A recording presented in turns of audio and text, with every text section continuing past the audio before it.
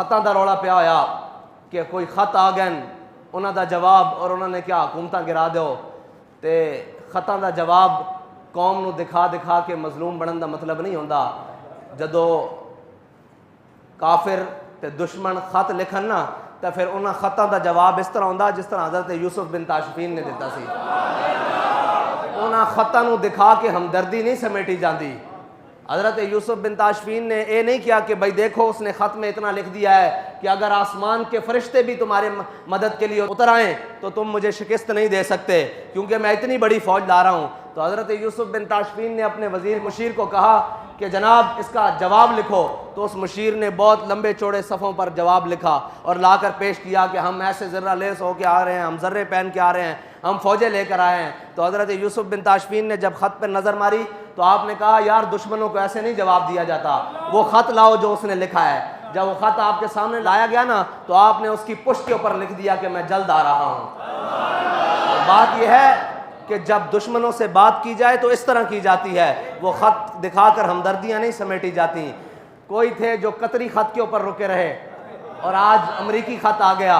लेकिन एक बड़े अफसोस की बात है, कौम अगर ध्यान करे कि वज़ीर आज़म एक बड़ा कलीदी ओहदा है किसी भी मुल्क का, सदर एक बड़ा कलीदी ओहदा है किसी भी मुल्क का, एक वज़ीर आज़म अपनी कौम से खिताब कर रहा हो और वो नारे लगाता हो कि मैं बड़ा हुर्रियत पसंद हूँ, मैं एब्सोल्युटली नो कहने वाला हूँ, लेकिन जब अमेरिका का नाम आए तो वो कहे कोई मुल्क कोई बात। मैंने कहा मुल्क के अंदर कलीदी ओहदे रखने वाले अपने दुश्मन का नाम लेते हुए लरसते हैं, कभी इनको ये लर्जा नहीं आया कि इस मुल्क के अंदर अल्लाह और उसके रसूल के खिलाफ हमने जंग लगा रखी है, इस मुल्क के अंदर सूद चल रहा है, हमने अपने गिर्द कादियानियों की लाबियाँ पाल रखी हैं, हमने अपने इर्द गिर्द लिबरल पाल रखे हैं, हमने कुरान और हदीस को निसाब से निकाल दिया है, हमने रोज़े की हालत में नामूस रिसालत के मुजाहिदों को शहीद किया है, कभी ज़बान नहीं लर्जी, कभी आंख में बल नहीं आया। लेकिन अमेरिका से डरते हो तुम। बाबा जी फरमाते थे वो एक सजदा जिसे तू गरां समझता है, 1000 सजदे से आदमी को देता है नजात, तू आया न क्यों डरते बदनसीबा।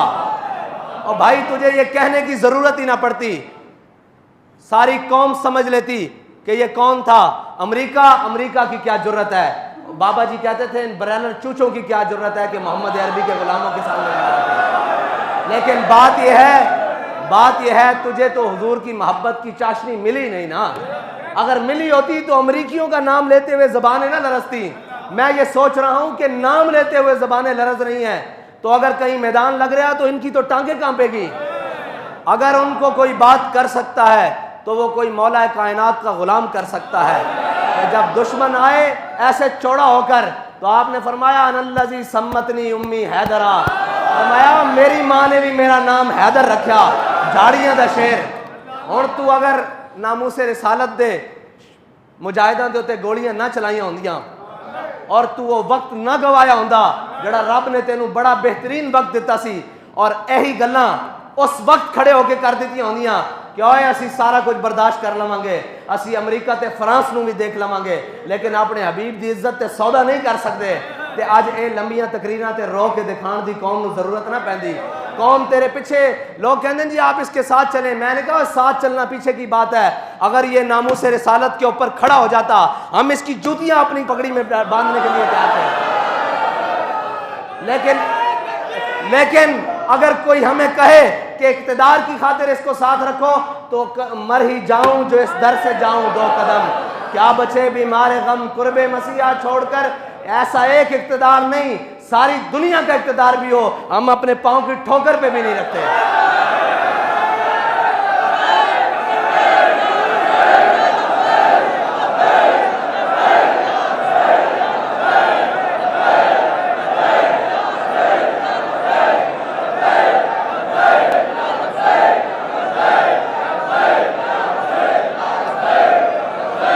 लब्बैक लब्बैक।